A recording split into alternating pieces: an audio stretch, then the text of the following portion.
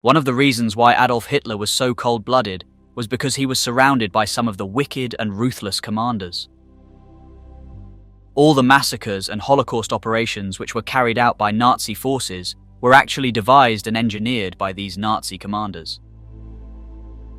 Among them was SS Obergruppenführer Dr. Hans Kammler, the most brutal and heartless Nazi commander.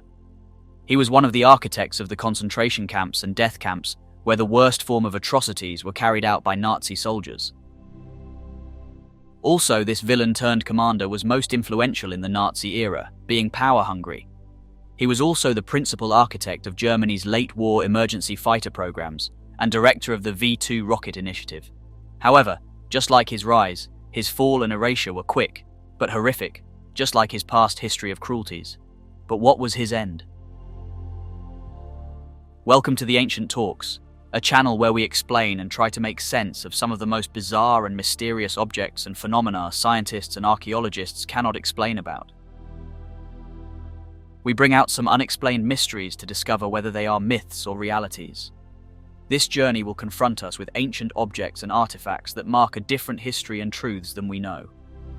In this video, we will tell you how the Nazis' most inhuman commander carried out brutalities. Watch the video until the end to know his horrifying fate. Let's get started.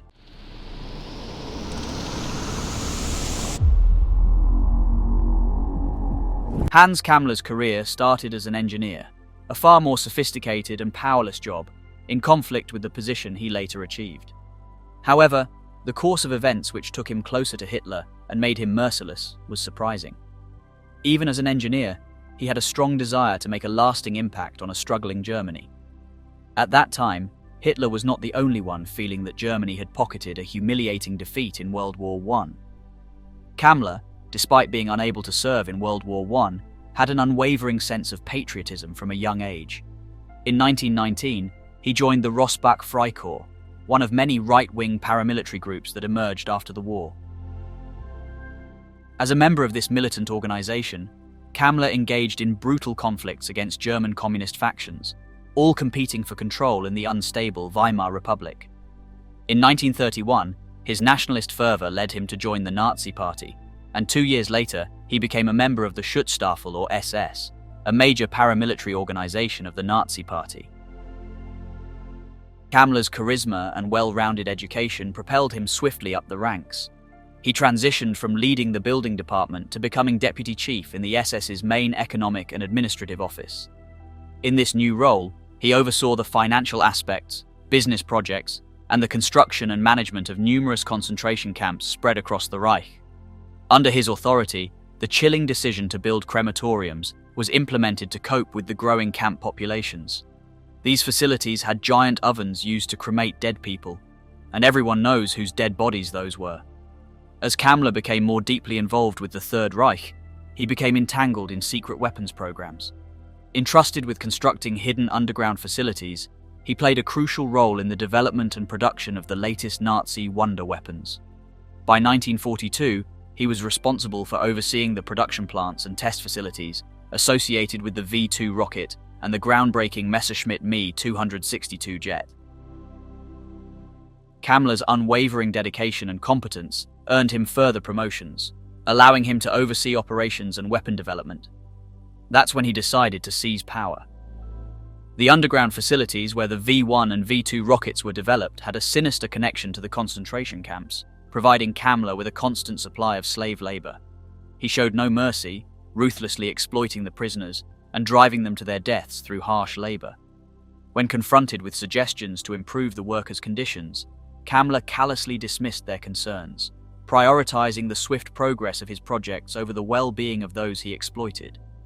As Kammler became increasingly indispensable to the Nazi cause, he found himself operating under the authority of Albert Speer, Hitler's Minister of Armaments and War Production. Although initially seen as an ally, Kammler grew resentful of receiving orders from Speer. He longed for a position of his own, with greater authority and independence. After serving under Speer for nearly a year, Kammler managed to convince Hermann Göring, the head of the Luftwaffe, to appoint him as the director of special buildings within the fighter aircraft program. This daring move undermined Speer's authority, especially as the war neared its end. Before we continue further, tell us, are you enjoying the video? If yes, please give it a like and subscribe to the Ancient Talks for more videos on mysterious ancient subjects. Let's continue now. As Hitler's desperation and recklessness grew, the complex power structure of the Third Reich began to crumble, consolidating power in fewer individuals. Persuading Hitler to transfer the V2 program to the SS, Heinrich Himmler appointed Kammler to lead the missile operations, ultimately launching a V2 campaign against the Allies. On January 31, 1945, Hitler granted Kammler the role of overseeing all missile projects. However, due to a critical shortage of explosives, the program gradually came to a halt.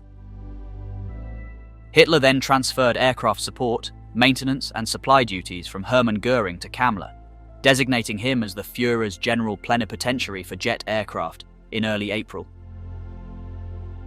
In a matter of months, Kammler rose to become one of the most influential commanders within the crumbling Nazi regime, wielding significant power as its structure decayed. During World War II, as the Allied forces advanced on both the eastern and western fronts, the pressure on Hans Kammler, a high-ranking German officer, intensified. The deteriorating situation led to Kammler becoming increasingly ruthless. In March 1945, after his car was delayed and he suspected foul play, Kammler ordered the execution of more than 200 workers. As Germany descended into chaos, Kammler constantly moved from place to place, dodging Allied spies, troops, and even his own superiors, whom he often defied. In April 1945, Kammler and his staff became targets for assassination, but managed to survive the heavy Royal Air Force airstrikes in the Nordhausen area, which claimed the lives of thousands. They sought safety and reportedly had a meeting with Albert Speer in Munich on the 13th. They then arrived at the Linderhof Palace, near an underground hideout belonging to the SS and the Messerschmitt 262 jet aircraft factory in Oberammergau. There, they allegedly concealed many research documents and evaded British commandos who were pursuing them. On April 28th, they moved again, this time to Avon in Austria, close to a concentration camp where prisoners had been used to construct an underground armament storage facility. Just days before the final German surrender, on May 3rd and 4th, Kammler and his staff headed for Prague, which was still under German occupation. However, Kammler and his driver, Friedrich Baum, separated from the main convoy, and their whereabouts became unknown. The British reported that Kammler sent a message to a surviving SS group on May 7th, but any further contact or information about him remains unconfirmed. According to one account, Kammler and Baum made it to Prague but became caught up in the Czech uprising against the German occupation. Kammler was allegedly shot in the left knee, taken to a hospital, and killed by Czech partisans when the hospital was overrun. However, records indicate that a senior army sergeant named Friederike Baum, who had a similar rank and a similar knee injury, was admitted to a military hospital in Comintern, Austria, on May 23rd. Baum died from an infection 6 days later. Some historians speculate that Kammler assumed Baum's identity by changing into an army uniform in an attempt to escape the post-war chaos. They propose that he ultimately died from blood poisoning and was buried in a mass grave. Another account suggests that Kammler took his own life while on the run. Initially, his associates claimed that he and his wife consumed cyanide tablets to escape, supposedly in Ebensee. Other reports from people who worked with Kammler state that he and his staff left Prague on May 9th, after which he either shot or poisoned himself and was buried in an unmarked grave by his loyal team. However, a US counterintelligence corps agent involved in denazification efforts disputed this story in 1949, stating that Kammler had actually been captured by the Americans in May 1945, but escaped shortly after and began working for the Soviets in East Germany. The Hidden Nazi, a book by Dean Reuter, Colm Lowry, and Keith Chester, reveals that Hans Kammler had closed a deal with the US, as suggested by declassified US documents. There are various theories and speculations surrounding the fate of Hans Kammler. Some believe he faked his own death and was secretly held by the Western Allies or the Soviets. Despite the available evidence, the ultimate fate of Hans Kammler remains unknown, with some historians believing he took his own life while in US custody in 1947, while others argue that he managed to escape justice for his crimes. But how brutal was Hans Kammler? Well, his life is full of atrocities he carried without feeling any regret. In 1934, Hans Kammler wrote a document discussing the expansion of Germany toward the east. In his proposal, he emphasized the need for ethnic German colonists to dominate the population in the acquired territories. Shockingly, Kammler suggested that accomplishing this dominance would require killing approximately 30 million people. During the Holocaust, Kammler, utilizing his engineering expertise, shifted his focus from regular construction projects to the implementation of structures aimed at facilitating mass killings. One notable example of his involvement was overseeing the conversion of Auschwitz-Birkenau into a death camp, where an estimated 1 million Jews were systematically murdered. While the construction of Birkenau took place, Kammler's influence and efficiency were evident. Preserved work orders bearing his signature highlight his organizational abilities. One notable demonstration of his efficiency was his decision to repurpose underground morgues into gas chambers. He even took the initiative to install a small freight elevator to facilitate the transportation of corpses to the crematoria. Another incident was when Hans Kammler was in charge of a prison. There, the prisoners endured extremely challenging circumstances, as they were required to work for a minimum of 72 hours every week. Additionally, they were provided with an alarmingly low daily caloric intake of 1,100 calories. These severe conditions had detrimental effects on their health, leading to a rampant outbreak of lung and heart diseases caused by the dampness and intense air pressure within the camp. Tragically, an average of 160 prisoners lost their lives on a daily basis. In an attempt to seek better conditions, a group of prisoners formed a delegation to voice their concerns. However, their plea for improved treatment met with a brutal response from SS Brigadeführer Hans Kammler. He ordered his men to unleash machine gun fire upon the petitioners, resulting in the horrifying deaths of 80 prisoners.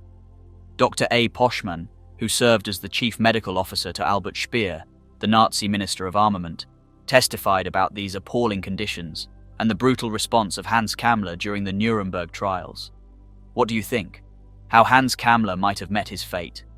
Had he taken a cyanide pill or fled to the United States to see a worse end?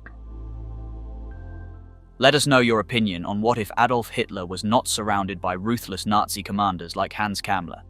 Would you like to watch more videos like this one? If yes, subscribe to the Ancient Talks and press the bell icon next to it. We bring videos that educate you on some of the enigmatic and unbelievable ancient objects and phenomena. Thanks for watching, and until the next video, stay tuned.